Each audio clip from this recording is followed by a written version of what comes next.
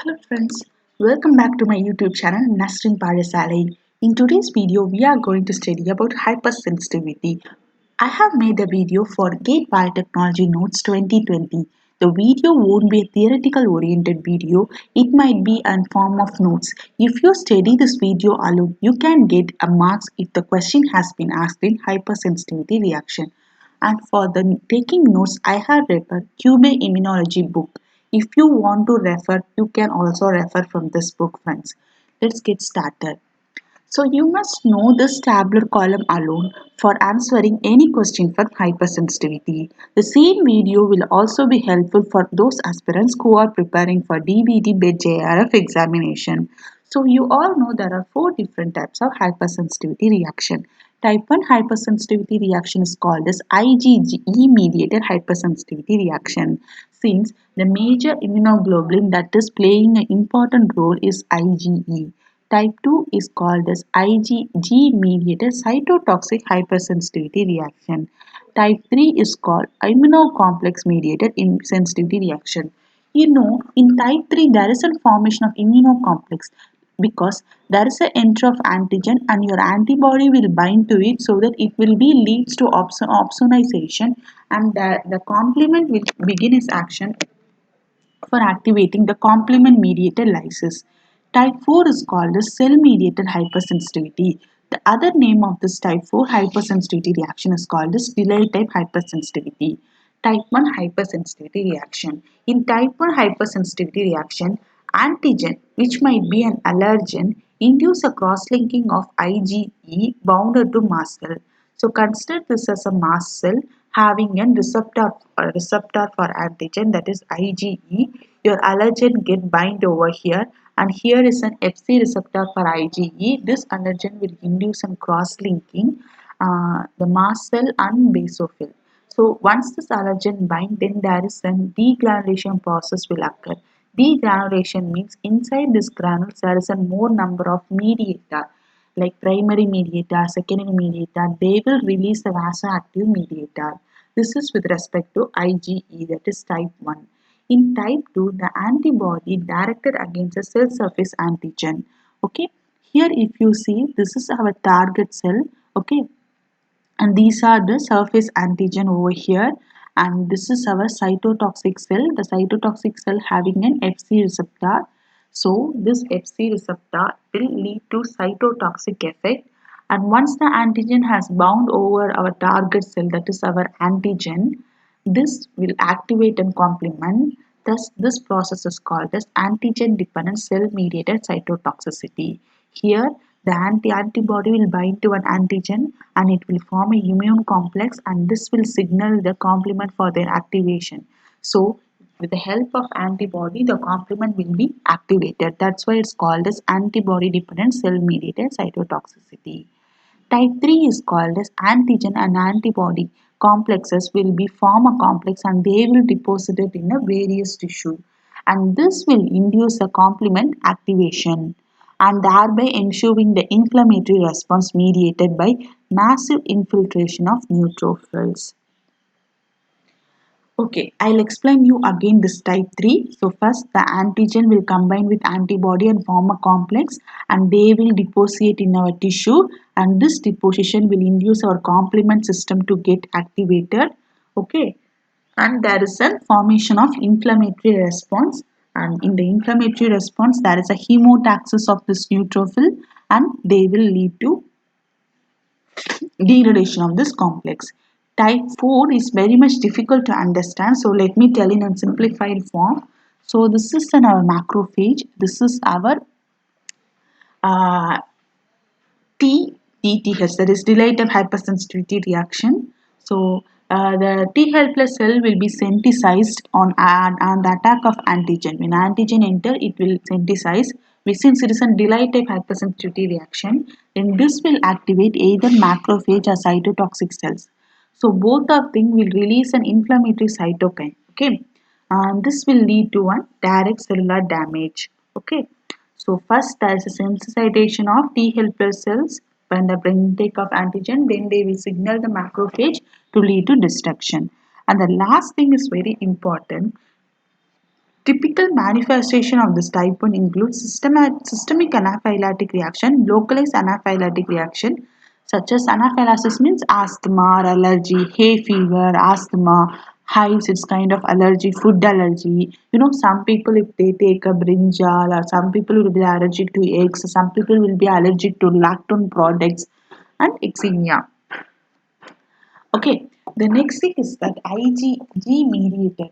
The typical manifestation of this IgG mediator is that your blood transfusion reaction. You all know during the blood transfusion reaction, if the person is A positive, then A positive blood should be taken for him. And before that, I'll make social care. Hay fever means a nose mediated allergy. Eczema means it is an itching in the skin. Okay. And in coming to type 2, the typical manifestation include your tablet transfusion. As I mentioned earlier, type A blood group only will be suitable for type A. If you transfuse our type B blood group to a person who is A means it will lead to this type 2 cytotoxic allergy. And erythrobastis fetalis, which I will be explaining in upcoming slide. Another one is autoimmune hemolytic anemia. I already explained this autoimmune hemolytic anemia in my autoimmunity video. You just check it out. And type 3, the typical manufacturing reaction include R-test reaction, which is nothing but during a vaccination we may get this reaction, and generalized reaction like serum sickness, necrotic vasculitis, glomerulonephritis, rheumatoid arthritis, and systemic lupus erythematosus. And this rheumatoid arthritis and systemic lupus erythematosus is an autoimmune disorder. And the typical manifestation of this type 4 is your contact dermatitis, tubercular lesion, and your graft rejection. All are coming under this derivative hyperreaction, because graft rejection and all, once the graft has been placed, there is many kind of immunological process will occur. Okay, and it won't show the effect immediately. It will take some time to show the effect. So this is what I am speaking about, this tubular lesion. That is TB skin test is also called as Mantoux tuberculin skin test. It is a skin test where we'll be injecting a small part of a fluid called as tuberculin. It is a protein derived peptide taken from the bacteria Mycobacterium tuberculosis, and it will be injected to the lower part of the arm. So positive skin test means the person body is infected with the TB bacteria. Negative means the person body did not react to a test. Okay, and this is a positive test where you can see a bulging and they'll measure the thing with the tuberculin thing. And I am speaking about the primary mediator for this type 1 hypersensitivity. So these are the primary mediator, which include histamine, heparin, serotonin, eosinal chemotaxis factor, neutrophil chemotaxis factor, proteases. These are coming under your primary mediator. And here I have given the effect of the primary mediator for your reference. And secondary mediator.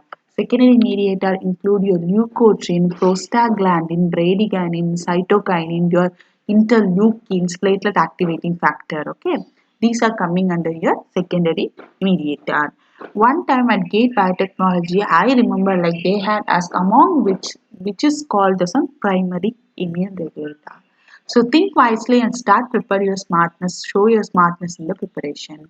So this is what I was speaking about this erythroblastus fetalis. So it is most commonly observed. So consider this a first pregnancy. So the baby is having an RBC with the RH antigen. So this is a placenta and this is a maternal circulation. You all know IgG antibody can able to travel through this placental barrier. Okay, and there is a delivery. During the delivery time, this RBC RH antigen will be entering into a mother. Okay, this is an so the B cell will started to produce your antibody towards this RH antigen. This specific will give plasma cell and memory cell. The antibody produced is IgM. So you must study all those things. Antibody produced is IgM. So the same woman, the second pregnancy, the second child is also having this RH antigen. By this time, when the RH antigen is coming out and mixing with the mother's blood, the memory cells which has been created in the first pregnancy will started to react towards it. Okay, That's only showing IgG anti-RH antibody will cross the placenta and then it will attack the fetal RBC. So there is some occurring of erythroblastosis fetalis. It is the main reason why we are keeping the baby. The baby will have some kind of disease, or we need to keep the baby in an incubator, that is in high light they'll keep, and they will reduce the thing. And to prevent it, we have medically have many things, like one such is roham. We need to treat the mother for second pregnancy with the roham. What this roham do means, it is an antibody, and it will bind to this RH antigen, and it will prevent the B cell activation, and so the B cell won't be activated in the first pregnancy, and there is no formation of memory cell. So the second child would be come out safely.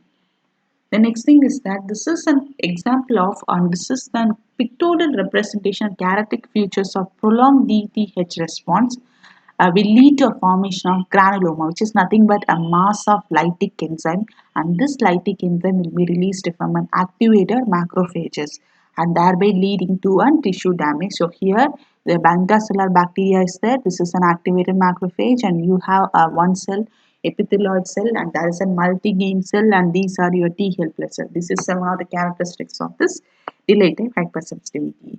And for mast cell degradation, IgE is involved for induced hypersensitivity by activating complex. IgG and IgE are involved.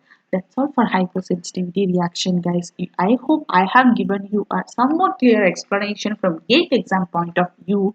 Maybe I should make a more clear explanation for this erythroblastosis fetalis in my upcoming video. If you didn't subscribe to my channel, then please click the subscription button below so that I can upload more videos before your exams. Thanks for watching, friends.